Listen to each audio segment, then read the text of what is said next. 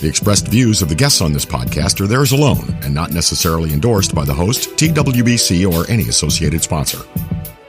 Conversations that are robust yet balanced, on point and to the point. You are listening to the talk of tournament water skiing. This is the TWBC Podcast. And now, here's your host, Tony Lightfoot.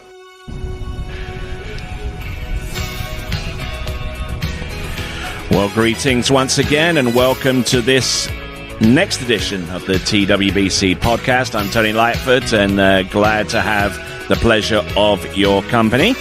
And this is another Swiss Pro Slalom special, and joining me here and getting ready for the events which will start tomorrow morning is my good friend from Bumpus, Virginia. His name is Corey Vaughn. How you doing, sir? I'm great, Tony. I'm happy to be down here. I love skiing at Swiss, and I'm just taking my first sets with no neoprene, so being in that warm water is feeling really good. Yep, I'm sure. I'm sure it does. You ski up in a long wetsuit up there in Virginia, or do you dry suit it a little bit? I have given up the dry suit. I've got a really nice full wetsuit that I started the season with, and then I've kind of got the tiers. I got the spring suit. We can get down to that, and then I have had some sets in just the top, and I've even had 2 sets in just the John top, like the tank top one. But we've been wearing some rubber up there, so to jump in and just feel warm and feel sunshine when you get up, man, and just Swiss, the place here, the water's incredible, the drivers are incredible. It's pretty nice. All right, then. You've already competed this season, Moomba Masters. How did that go for you? Yeah, I mean, it was a little up and down. I was pretty happy to get good training in for the event, and I skied decently. The Yara is always a bit tricky, but I put myself in the second spot going into the finals. I had pretty high hopes there. I thought maybe I could climb up and snatch one, but then it unfortunately went just the other way, and I finished 4th, which was a bit of a letdown given that I had gotten my expectations so high, but not bad. And I think my real highlight of that trip was someone that I coached, Sully Stanger. She got second place in the junior women's slalom, and we were staying together, with her and her mom, and so to celebrate that was pretty cool. That's always nice when someone that you've coached does that well right at the same tournament that you're involved in. Yeah, it was really special. I wanted to live up to it and do at least the same, but I guess I'll have to go earn that out there this season. So how many times have you skied at Moomba? Oh, this was I want to say this was the 4th one. Does it get any easier, or I mean, I'm sure you went there for the first time. What was it? How many years ago was the first one? That first one might have been 2011, I want to say. Yeah, that's a good while ago. That's a while back. I'd say it has gotten easier, just to understanding what the travel is going to mean, having some sense of the jet lag, and I know more people there now. I mean, this year I stayed with Wayne Bryant because of the KD connection, and so having somebody on the ground there that I knew that was helping me, that sure made it a lot easier. I met some great people out in Moala, so I think it has gotten easier, yes. I mean, the Yara River, I don't know that it's necessarily gotten easier, but you know a little bit more about what to expect and how to frame your feelings about approaching it. And I mean the Yarra River. I mean the conditions are basically change every single season. You don't know whether you're going to get a tail current or tailwind off the dock, or a head current, headwind off the dock, or combinations of the two. And whether the tide's in or going out. I mean, so I don't know if you can rationalize this or kind of describe that to the folks that have no clue about what it's like skiing on a river, but maybe you can.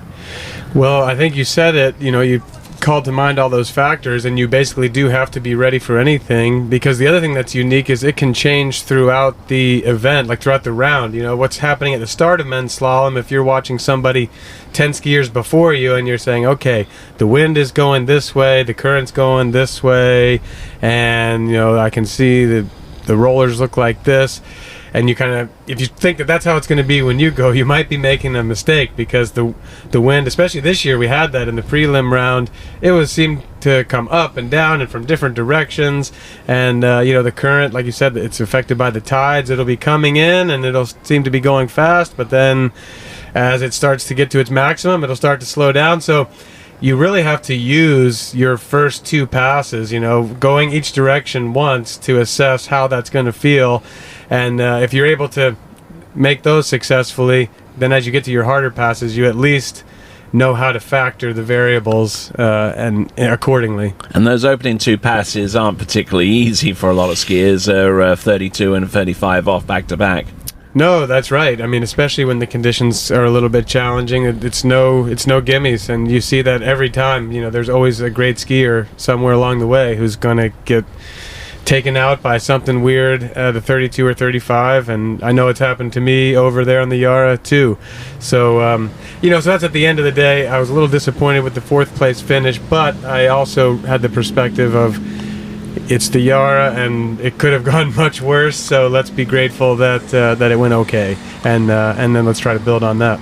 Well, you were around whenever that King Current came through one year. I was around, but I don't. You know what? Yeah, maybe that. I think that's the year that I missed the 35 that I'm talking about. I thought the right move was going to be to go off the dock at 35 to get 38 coming back, and then 39 from the dock direction. And that was in the semifinals, and then I didn't make my opener. I didn't run the 35 off the dock, so clearly it was not the right call. Yeah, I mean, it's definitely one of those tournaments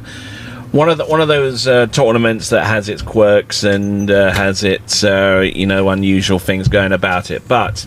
Returning to Virginia, I mean, Moomba's in March, so returning to Virginia, it's still pretty cold. It's still not very pleasant to ski in. So getting back to training for this season, how did that work? Yeah, so when I got back from Moomba, I'd say I was about 2 weeks off the water. It was just really cold, and I was spending time. I was working out in the gym, trying to prepare myself that way, and then after about 2 weeks, right at the very end of March, we opened up the ski school, and even though it wasn't exactly inviting to get out there, we decided it was time to go, and so we started skiing on March 30th, and knowing that I'd be coming down here for the Swiss Pro and the subsequent Masters qualifier tournaments, it has given my month of April a lot of focus and intensity that if I weren't coming here to compete right now, there's a lot of days that I would have elected not to ski just because it was harsh and cold and dark. And but when you have goals and you got competitions coming up, you just got to push through on those days. Now you have you've got your wife who's skiing, brand new family, almost pretty much a brand new family. I mean, obviously, a lot of your thoughts are with them whenever you go out and ski. I mean, and I'm sure that they're going to be watching the webcast as well. I mean, how gratifying is that? Yeah, well, thank you for bringing that up, because I'm grateful that my wife and my family are so supportive that they that send me out to go do this, and understand that I want to be here and have such a strong passion for this, because it does represent sacrifice, especially on my wife's part, to be home with our son, and it's a sacrifice for me to be away from the both of them too. So it certainly makes it gratifying and validating when the results are good. Maybe when the results aren't as good, it's kind of like, geez, I took this time away and I didn't really get what I wanted out of it, so that can be also a challenge. So it's all the more reason to put in the legwork and try to do what I can to make sure that the outcome is as close to what I want as possible.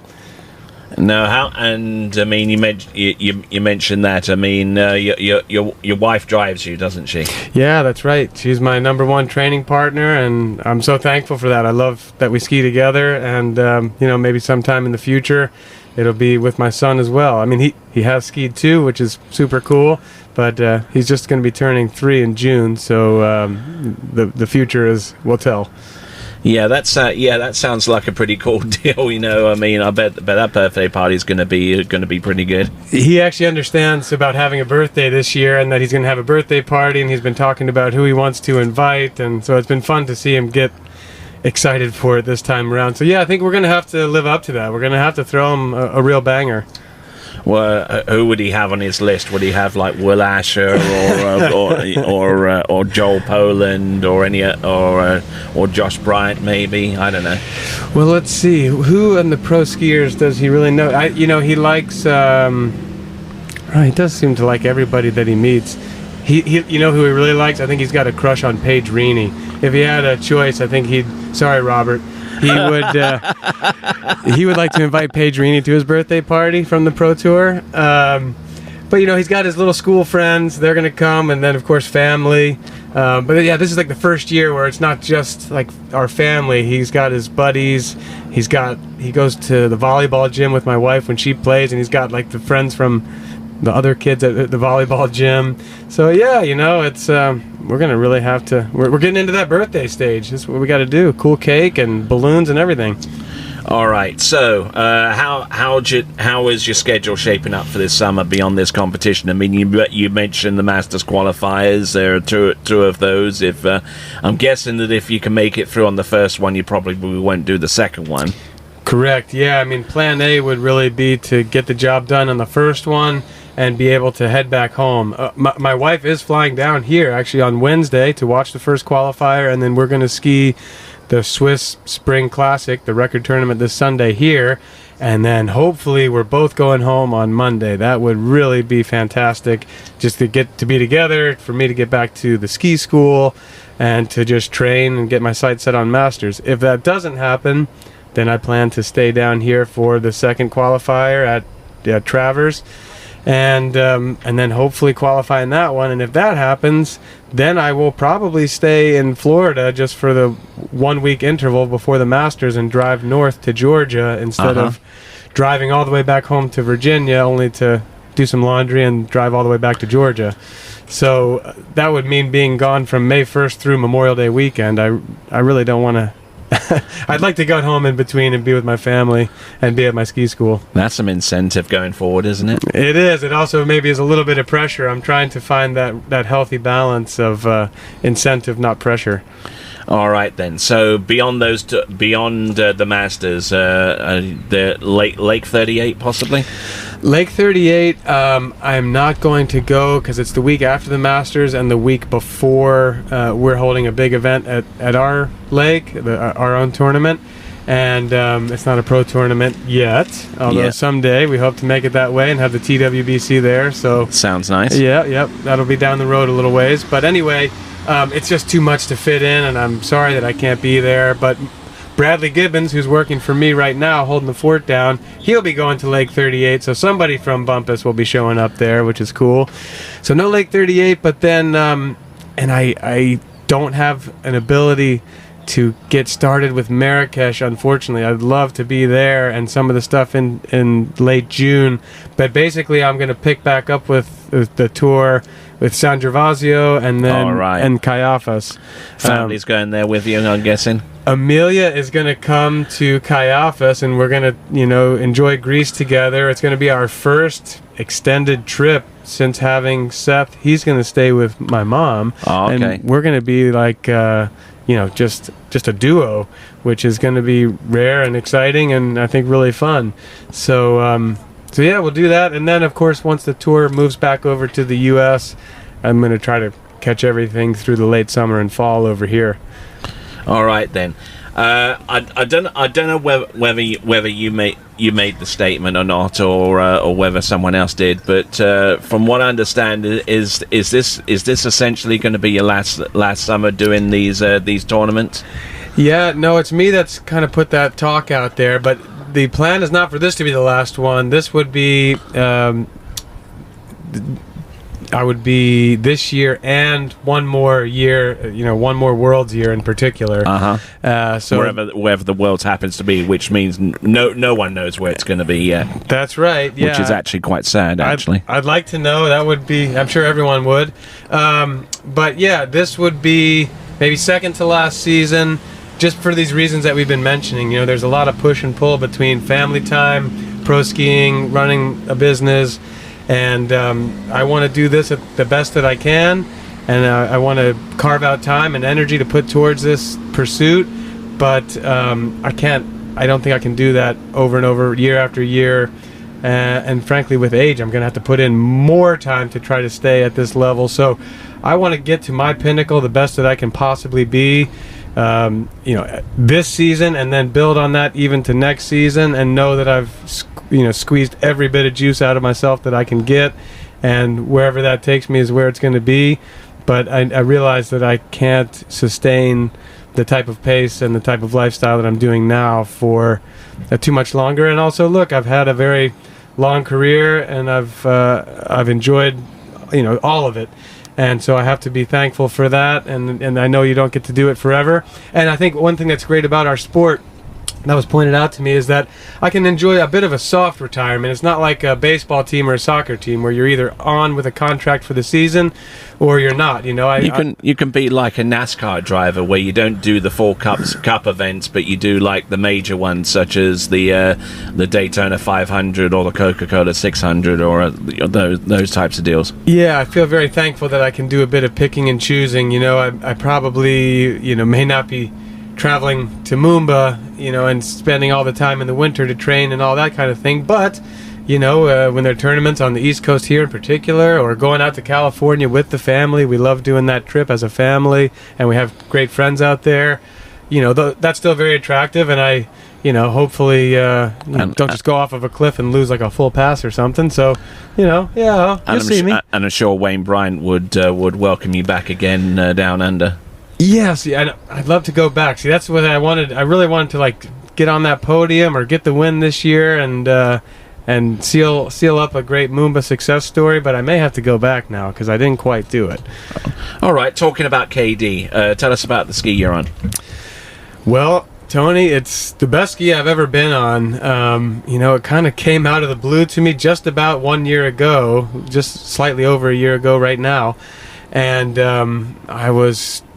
I started opening my mind to testing things. I never thought about the KD because you don't really see them that much over here in the States. You do in Australia, but you see more KD trick skis than you see slalom skis. That's right, you do. You see the KD trick skis, and obviously they're building the reputation all on their own.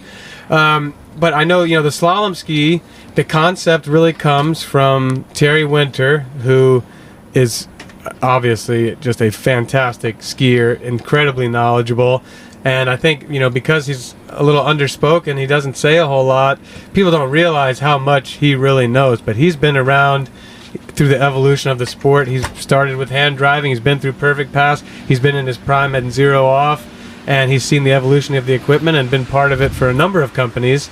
I'm also riding his boot, the T Factor, so I'm really kind of on a Terry Winter concept setup.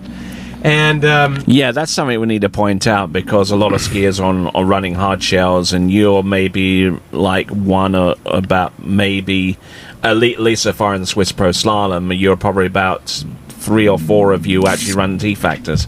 Yeah, you can see Nate, Dane, and me. I'm not sure who else, but I was riding a Radar Vapor boot, which I loved. I went from a Reflex to that. And then with the changes they made to the boot, I wasn't sure if I wanted to keep riding it, so I tried a T Factor, and I just found it so easy to switch to, and I liked what it did, and I know that it's going to be remaining in production, so I just kind of stuck with that. They're pretty hard to get hold of, the T Factors, aren't they? Oh, I don't know. I haven't had any trouble with that, and I'm going to try to make sure that I can get them out to other people who need them. So I don't know. You might know more about that than me. But returning to the KD ski, I had the opportunity to try one. I didn't really know what to do with it, so I called up Terry Winter. I said, "Hey, where do I set up the fin? Where do I put the boot? I'm not familiar with this ski." And so he told me, he said, "Just put your normal fin numbers that you always like, put that on there, put the boot at 29 3/4, and let's start with that." So I said, okay. And I'll be honest, I was skeptical just because I hadn't seen anybody ride one except Terry. He looked great on it, but he looks great on anything. So I I jumped on it, and it started proving itself to me really, really quickly. The first set on it was great. Second set on it was the best set I'd had of all of last spring. And, I think one thing that shows is that I have not made a fin or boot change since the first time I set up the ski. I'm running the exact same setup now that I was then. That's unheard of, isn't it? And that's not to say it's the best, but the ski accommodates, I think a wide range of setups, and I know I'm confident with those fin numbers. I've run them on other skis, so I've just stuck with it. I am going to do some experimenting this spring after, I guess, the Masters, hopefully, and see if there's something better out there. But I mean, it just works. It's so stable at the finish of the turn. It's so forgiving if I go to the back, if I jump on the front, if I go to the inside. It seems to be there for me with everything I need. And this is a stock slalom ski that anyone can go into a pro shop and get, So, I mean, if that's the ski that he sent you and you don't have to do too much to the settings, then that's a confidence boost whenever you go travel, because, I mean, if your ski gets damaged, you can probably feel confident knowing that the backup ski is going to ski just as well. Well, it's very funny that you bring that up, Tony, because we may be finding out about exactly that tomorrow. I had an incident yesterday where my ski got some damage, not from skiing on it, from actually something that happened on land. And I have a backup ski that I sent down here as a demo to someone, and after we get off of this podcast, what I'm going to be doing is going to flex test my ski and then going to track down the backup ski that I'd sent out as a demo, and very likely putting my boots on that ski and entering the tournament tomorrow on a ski that I haven't ridden. Wow. And trusting that the quality control and the consistency of the ski is going to be there for me when I jump on it in the first round of the tournament tomorrow. So that gives you something to talk about when I'm out there. It certainly will. I mean, I'm making mental notes of that right now. But one thing I noticed is your rear toe plate is elevated. Tell us a bit about that. Yeah, so that's something I've been doing for a little while. I realized that actually my left leg, is a little bit shorter than my right, which is my front leg. And not only that, but most people, their front boot, whether it's a hard shell or a hybrid or a rubber boot, in most cases the padding and the plate make that front foot sit a little higher off of the ski than your toe plate. People that have double boots, maybe it's equal, but those of us who are riding a kicker, a lot of times the little rubber pad on the kicker doesn't get your foot to the same height as the footbed in your front boot. So between those two things, I think I really had a discrepancy. My back leg was shorter and the toe plate was closer to the ski, or the pad was closer. And so I just wanted to get my feet to a level position so that my hips could be in a more level position. And so I was experimenting with some homemade pieces of plastic that I cut up and put under there that were a little bit, rough, but they did the job. But actually, I don't know if I'm supposed to mention this or not. I'm just gonna throw it out there. Yeah, well, hopefully it's the right thing. I got Mads Crow of Ski Doc. He can make all kinds of stuff, and he made for me really nice 3D printed lift plates that are the exact shape of a rear toe plate. And I got these nice honeycomb cutouts, so they're nice and flexible. And he made them in 5 different thicknesses. So a 1/4 inch, 1/3 of an inch, a 1/2 inch, 2/3 of an inch, and 3/4 of an inch. So I could play with how much I elevated that foot. And I can tell you, each time I put a different one on there, I could tell that it affected. I could very easily feel the difference in the characteristic of the ski. I'd say more pronounced than a fin change of about a 5 to 10 thousandths. It was clear that it made a difference. So that gave me the opportunity to play with those different sizes and find the exact one that put me on level, or it put me in the right configuration to perform the best and feel the most symmetrical side to side. So that was I think that it may turn into, it's not something out there yet, that's why I'm not sure if I'm supposed to be talking about it, but I think it could have the makings of a marketable product, because a lot of people, I see them come through my ski school, they've got They've got the hard shell boots, then the front foot is already elevated enough to where it would have a significant impact upon the ski, and so to level up the back it's gonna help. That's right. And if your front foot's higher, it's kind of tilting you back. You're standing on a slant. You're just by default going to be standing too much on the back foot because it's downhill. So we kind of want to get that to level, so there is no hill, and then you're more likely to stay balanced and on the middle of the ski like you want to. Now, in the few years way before the hard shell boots, I recall that when Duval skis were produced, they had the opposite way of doing it, where they lowered the top of the ski to where the plate would actually be underneath the surface, in effect, altering how you would change your edge and how much you would crank over. So I mean, it's that kind of thing. Yeah, I kind of recall that. I almost want to say like the old school, like KD 7000s and CR7s. Yeah, I rode that ski. Yeah, they kind of had something similar to that too. So I didn't ride those. I did have a Duval back in the day, but it was a flat top sheet. But it's things like that. I'm not a big fin tweaker, which is obvious that I'm still riding the same settings of the first time I ever tried the ski. So that shows you how much I don't that fiddle might around. Actually be your saving grace with what's just happened. That's true too. Yeah, there's not have too many variables to figure out. But I do like things that are a little more concrete. Maybe I have too much of a layman's way of looking at things, but physically changing the height of that back foot, it really makes a difference, and I can really clearly in my mind understand why, and I think that's why I like it. I think that back to the KD ski, some of the things that I like about it, I think I can visually see with my eye from a fairly layman's perspective features of the ski that produce the outcomes that I like. Like it has a very unique tail shape, and I think I can kind of picture in my mind why that makes it ride better at the finish of the turn for me and coming into the buoy for me. It's got a really sharp sidewall turn, and I think I can really feel how that gives me a good cross-course speed and hold. It's got the little step up in the front of the ski, like Radar also used to run a step under one of their models to help the ski from not biting too much if you come forward on it. Again, I can see it, so I understand what it does, and I do feel like it does what it's designed to. So, I'm not a wizard of ski design, thank goodness. Terry Winter and Wayne Bryant, they've figured out some things that are beyond my pay grade. And then we're just going to try to keep making common sense adaptations from what we know is a good baseline. Some common sense solutions, and that's something new for those guys in Ball of Sprayland and John Horton, for stuff for him to try. Maybe it's the revolution that's yet to take control of slalom skiing.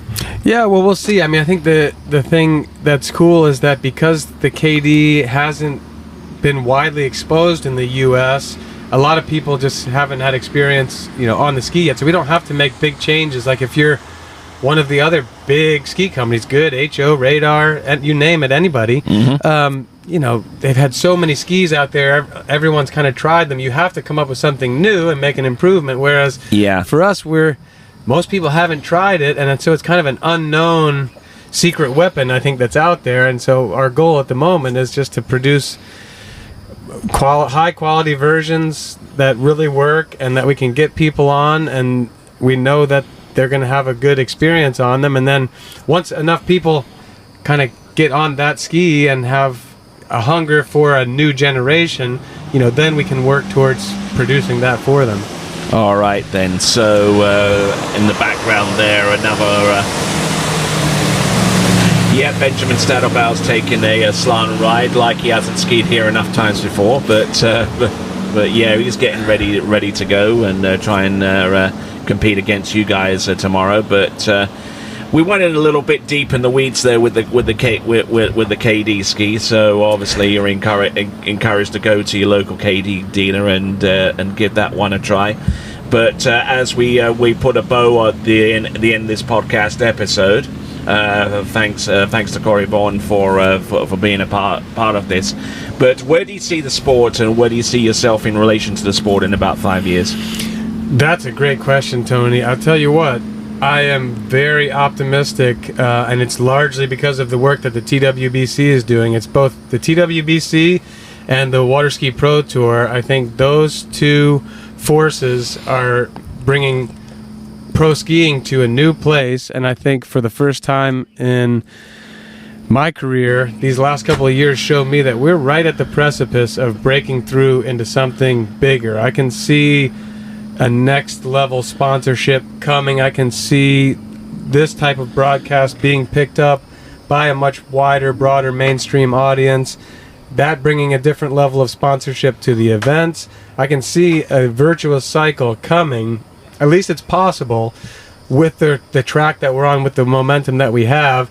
And I think, when you talk about the 5-year plans, I don't see myself maybe at my personal athletic peak in 5 years, but I tell you what, I would really like to be involved. I love sitting in right here at the booth with you at events. I'd love to continue doing that. I'd love to continue if there's some way that I can help with the Water Ski Pro Tour, in the effort to get endorsements, sponsorship deals, whatever legwork needs to be done. I want this sport to grow and to take off. And I think if we grow that top level, the pro skiing side, and create excitement for the juniors, for them to look up to people and watch, and for the spectators in general, I think that's going to help the whole sport grow from the base, from the public water skiers and the recreational skiers. I think we need to lead the charge out there with the media and the top performances, and then let it flow down through the pyramid. All right, then. So that was Mr. Peace, Love and Water Ski himself, Mr. Corey Vaughn. Any thanks and acknowledgements before we put a bow on this? Of course, to my wife, Amelia, number one, my training partner, my support system for every single thing. Couldn't be doing this without her and her support. And then, just shout out to my son, Seth, and my friends and family that are watching, my guys at ski school. Thank you all for holding it down, and let's have some fun tomorrow. All right, then. That was Corey Vaughn here on this latest edition of the TWBC podcast. And for those of you that are wanting to support the podcast, you can reach out to me, podcast@waterskibroadcasting.com, and we'll see if we can work out something to where you can actively support the TWBC podcast by way of sponsorship. But until next time, this is Tony Lightfoot saying ciao for now. Thank you for listening to the TWBC Podcast. Be sure to check out our website at waterskibroadcasting.com. Links to our presence on major social media platforms can be found there, as well as updates to our webcast and this podcast. Duplication or rebroadcasting of this broadcast without written consent of TWBC is prohibited. Subscribe to us on your favorite podcast platform, and be sure to join us next time for the next edition of the TWBC Podcast.